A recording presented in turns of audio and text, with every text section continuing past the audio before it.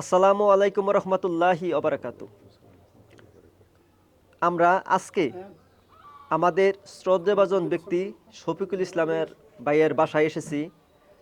এখানে আমাদেরকে তিনি প্রাকৃতিক ব্ল্যাক রাইস দিলেন। এই ব্ল্যাক রাইস খাওয়ার মাধ্যমে আমরা যে জিনিসটি পেলাম, এটা হলো ন্যাচারাল একটি খাবার।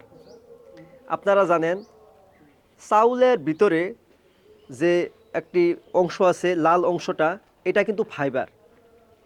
এই ফাইবারটা কিন্তু আমাদের শরীরের জন্য খুবই গুরুত্বপূর্ণ। আর এই ব্ল্যাক রাইসের ভিতরে ফাইবার আছে, যেটা আমরা এখান থেকে নিলাম। তবে আমি তাকে অনেকবার বলেছি যে আপনি প্রাকৃতিকভাবে ব্ল্যাক রাইস পাশাপাশি কিছু সবজি এগুলো চাষ করেন, এতে করে আমরা ভালো খাবার পাবো। আপনারা জানেন, আমরা যদি সুস্থ খাবার না পাই তাহলে আমরা সুস্থ থাকতে পারবো না, কারণ 85% রোগ হয়ে থাকে খাবার থেকে। এজন্য আপনারা যারা আছেন, আমাদের লাইফস্টাইলগুলো ফলো করেন। আপনারা জার্জির এলাকায় ছাদ বাগান করার চেষ্টা করবেন।